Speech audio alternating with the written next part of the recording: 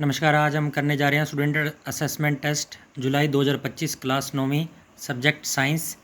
तो देख लेते हैं सबसे पहले पहला क्वेश्चन, वेग का एसआई मात्रक क्या है? मीटर प्रति सेकंड। सेकंड है नारियल का रेशेयुक्त छिलका किस उत्तक का बना होता है? ये स्क्लेरिक काइमा का बना होता है। फिर ये क्वेश्चन की जगह नहीं थी तो मैंने यहीं पे कर दिया इसको। सस्पेंशन और कोलाइड में क्या डिफरेंस है? पार्टिकल इसमें बिगर होते हैं 10⁻⁻7 से या उससे ज़्यादा और स्टेबल नहीं होता।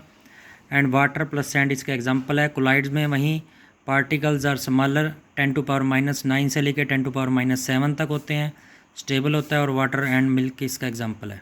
देन आफ्टर हम अगले पेज पे चलते हैं। अगला क्वेश्चन है कि द्रव अवस्था से परिवर्तित हुए बिना ठोस से सीधे गैस बनने की प्रक्रिया को उदरपातन, इंग्लिश में सब्लिमेशन कहते हैं। टिंचर ऑफ आयोडीन के अंदर जो विलय होता है वो आयोडीन होता है, विलाय का एल्कोहल होता है, यानी जो सोल्यूट है वो आयोडीन है, सॉल्वेंट है वो एल्कोहल है।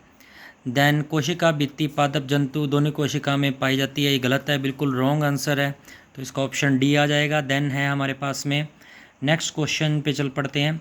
निलंबन और कोलाइड के अंदर उदाहरण देते हुए दो अंतर स्पष्ट करें। तो निलंबन जो पहले इंग्लिश मीडियम में कर रखा था, मैंने हिंदी मीडियम में कर रखा है। निलंबन कण बड़े होते हैं, स्थायी नहीं होता, और इसका एग्जाम्पल है पानी प्लस रेत।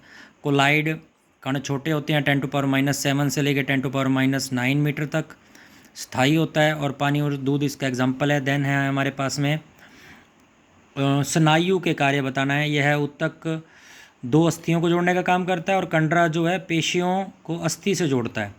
उपास्थि का काम क्या होता है? शरीर को लचीला व सुरक्षा प्रदान करना होता है। जाइलम का काम हमारे पास में पौधों को जल व खनिज लवण का संवहन करता है, यानी ट्रांसपोर्ट करता है। ये इंग्लिश में आ गया। तो लिगामेंट होता है जो बोन टू बोन को कनेक्ट करता है। टेंडन जो हमारे पास में बोन टू मसल। कार्टिलेज क्या करता है? फ्लेक्सिबिलिटी प्रोवाइड करता है। जाइलम जो ट्रांसपोर्ट ऑफ वाटर के लिए रिस्पॉन्सिबल होता है।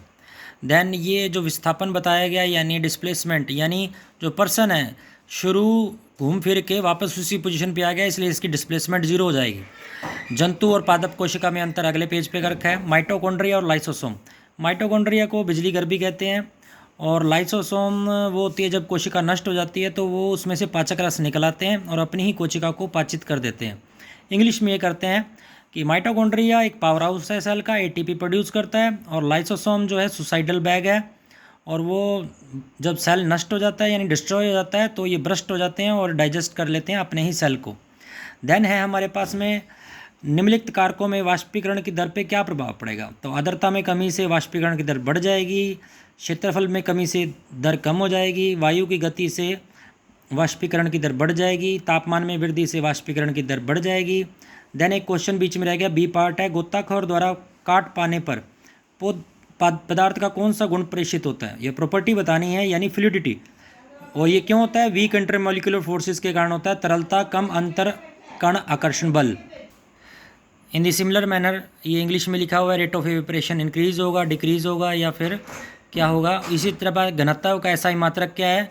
किलोग्राम पर मीटर क्यूब है हमारे पास में। हिंदी इंग्लिश में दोनों बराबर रहेगा। जंतु कोशिका और पादप कोशिका। जंतु कोशिका होती है छोटे आकार की होती है, वो बड़े की होती है। सेंट्रोसोम होता है, उसमें नहीं होता। निश्चित आकृति की नहीं होती जंतु कोशिका।